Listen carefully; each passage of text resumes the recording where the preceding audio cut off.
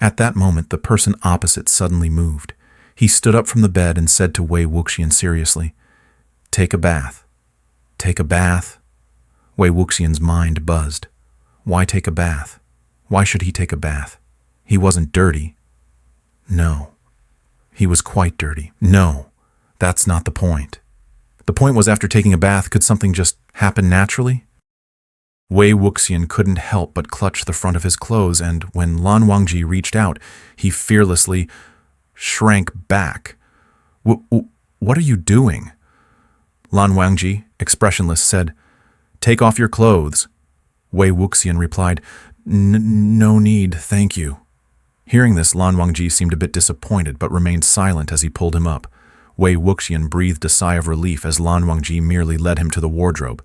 Half of the wardrobe was empty, with Wei Wuxian's pitifully few crumpled, dusty old clothes lying inside. He had long planned to escape the marriage, and when instructed to pack a few items to be sent to the Lan family along with the dowry, he carelessly put some clothes he hadn't worn in ages. These few discarded old clothes were meticulously folded by Lan Wangji and solemnly placed next to his own pristine, bright Lan clan uniform. Wei Wuxian felt a pang of guilt in his heart and glanced up at Lan Wangji. The latter seemed completely unaware and simply said, "Your clothes are too old.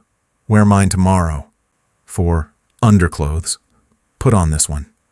Wei Wuxian received a set of red undergarments embroidered with rolling cloud patterns, which should be the wedding clothing made for them by the Lan family.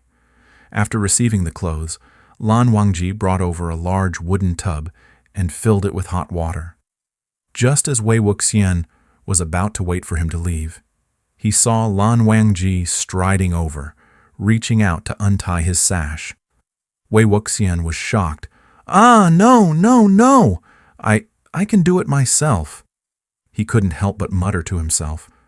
Wasn't the little old-fashioned always the one who hated physical contact with others? What's going on now?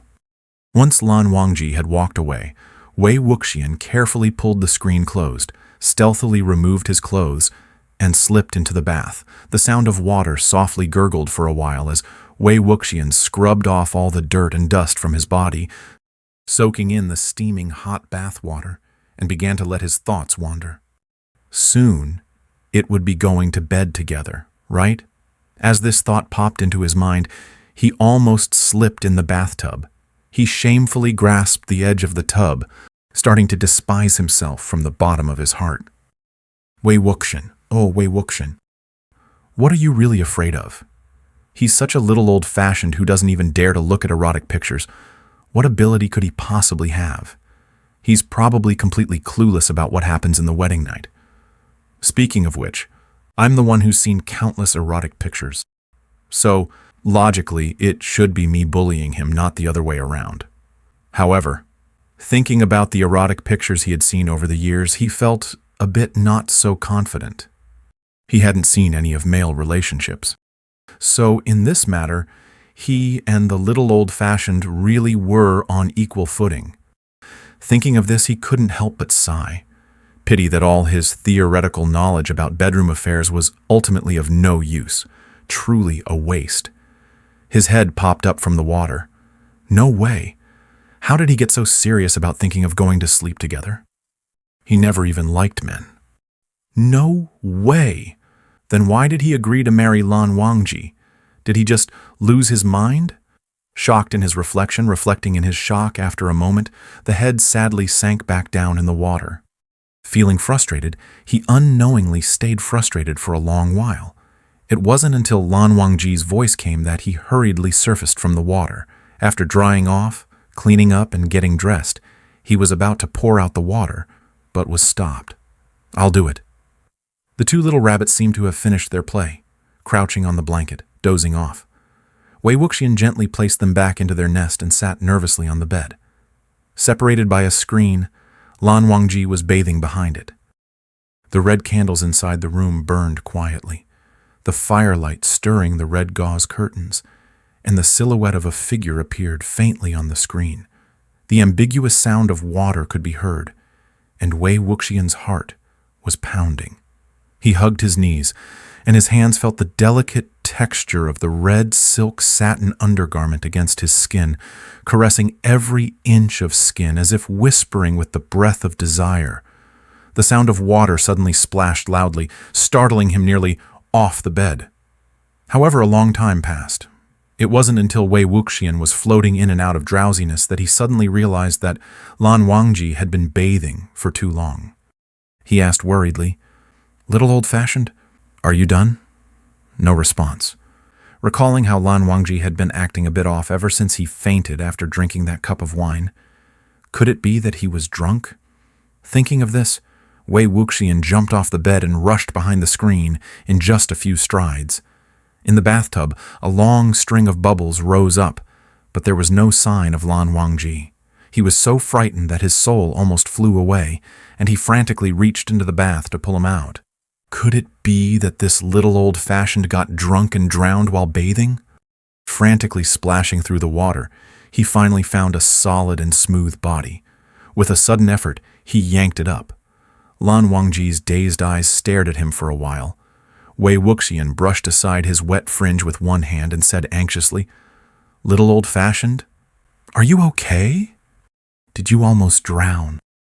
Crystal-clear droplets of water slid down from Lan Wangji's jade-like cheeks, rolled over his Adam's apple, and continued down his sturdy chest, lingering at the dark red spot on his chest. Poised to drip but not falling.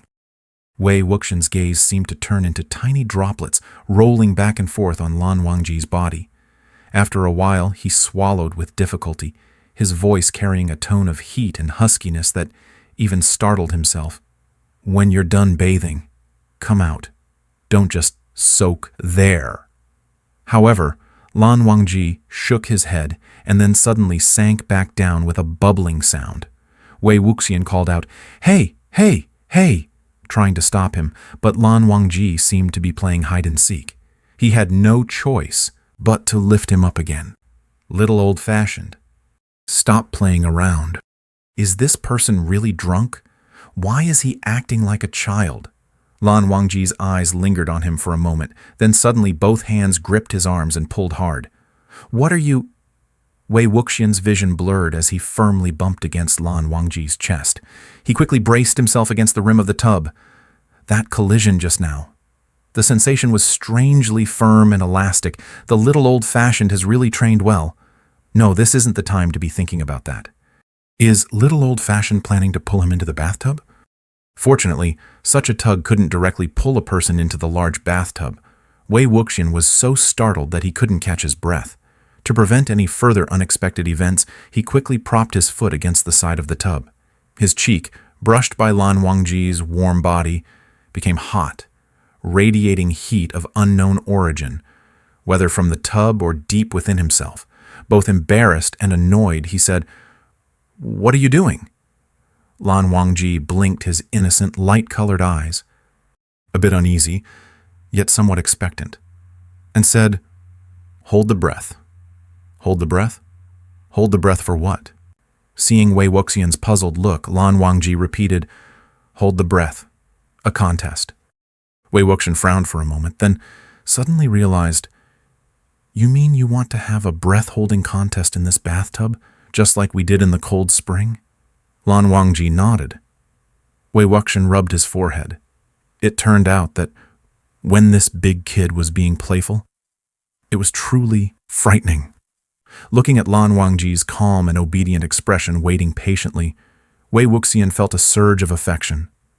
Unable to resist, he reached out and scratched Lan Wangji's chin, saying, "Little old-fashioned, do you really enjoy playing games with me that much?"